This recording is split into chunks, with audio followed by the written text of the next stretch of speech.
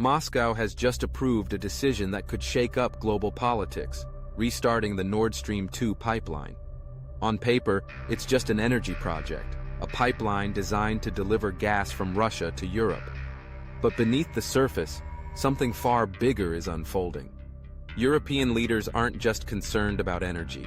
They see this decision as a potential geopolitical earthquake, one that could challenge European unity, shift alliances, and weaken Ukraine's strategic position.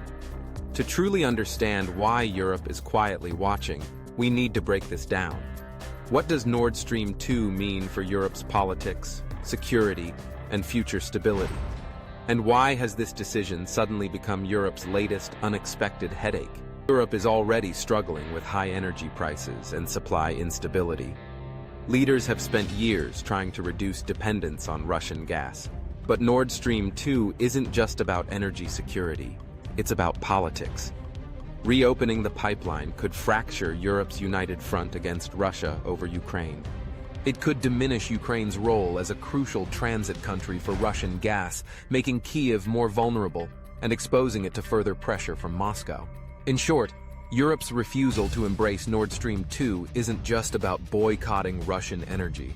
It's about protecting political unity, security interests, and commitments to allies like Ukraine. But the story doesn't end there.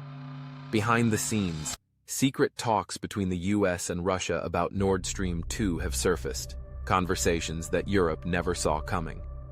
The US was instrumental in shutting down Nord Stream 2. So why are key figures now entertaining the idea of bringing it back? Back in 2022, the US made its position clear. If Russia invaded Ukraine, Nord Stream 2 would not move forward. And yet, reports now confirm that behind closed doors, private negotiations have taken place, involving individuals close to both the American and Russian governments. Why would Washington even consider this? The details remain murky, but sources suggest economic factors, shifting political strategies, and potential trade-offs are all in play. And this is where things get even more interesting. Germany, Europe's economic powerhouse, is already pushing back. The EU has taken a firm stance against reviving Nord Stream 2, but if the political winds shift in Washington, will that stance even matter? More importantly, why is a Russian ally now openly hinting that American investments could be involved? Germany is at a breaking point. Energy prices remain high, industries are feeling the strain, and securing stable gas supplies is an ongoing battle. But Berlin knows that reviving Nord Stream 2 would send the wrong message, not just to Europe, but to Ukraine and its allies. Officially, Germany opposes the pipeline's comeback. Behind the scenes, however, officials are exploring ways to prevent it, whether through legal means, economic pressure, or diplomatic maneuvering. Some European leaders even fear that if a new US administration pushes Nord Stream 2 forward, Germany could lose control over the situation entirely. So how long can Berlin hold its position? If economic pain keeps rising, will Germany stick to its principles, or will survival force a shift? And what happens if Russia decides to move forward with or without European approval? Because here's the reality. If Nord Stream 2 is revived, certain American energy and finance firms could stand to profit, regardless of Washington's official position. For Europe, this raises an unsettling question. What happens if powerful business interests quietly push for Nord Stream 2, even as governments oppose it? Could financial influence behind the scenes create new pressure points within the West? And is Russia's claim of American involvement just talk, or something deeper in motion? For Ukraine, Nord Stream 2 was never just about gas. It was about survival. Before the pipeline was shut down, Ukraine played a critical role as a transit hub for Russian gas, collecting billions in transit fees. But this wasn't just about money. This position gave Ukraine strategic leverage in its relationship with both Russia and Europe. If Nord Stream 2 is revived, Ukraine loses that leverage. Russian gas could bypass Ukraine entirely, cutting off a major revenue stream and weakening Kyiv's importance in Europe's energy security framework. But the bigger fear? A revived Nord Stream 2 could shift the balance of power in Europe, making Ukraine more vulnerable.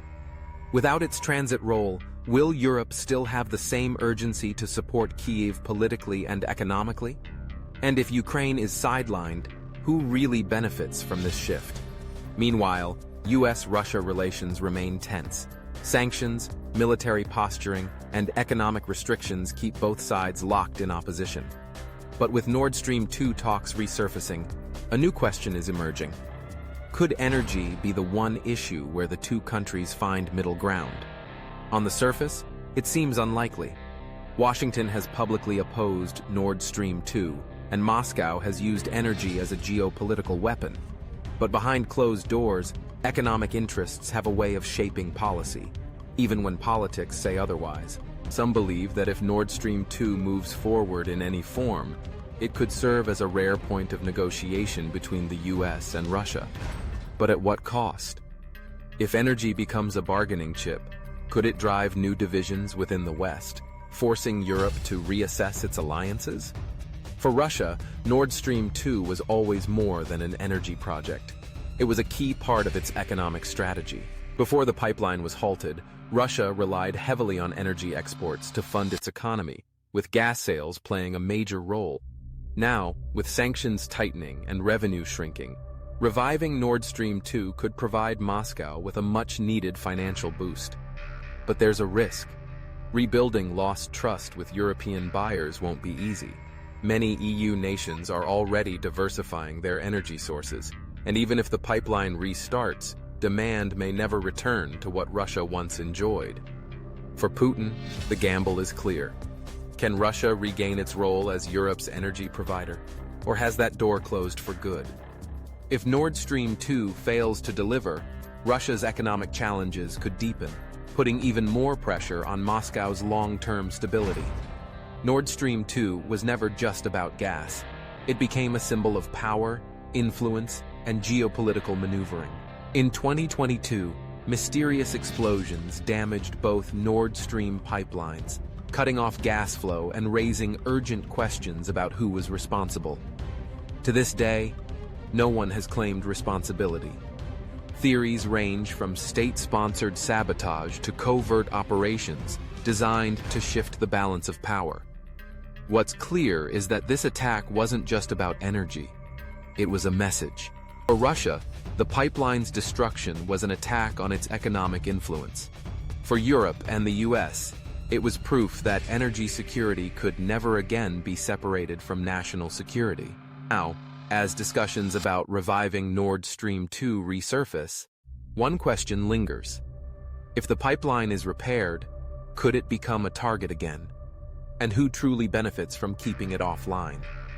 Whether Nord Stream 2 is revived or remains shut down, its effects will be felt far beyond the energy markets.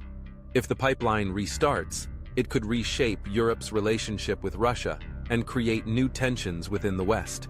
If it stays offline, Europe must continue finding ways to replace what was once a key energy source. Either way, the debate isn't ending here. With that said, thanks for watching, and until next time.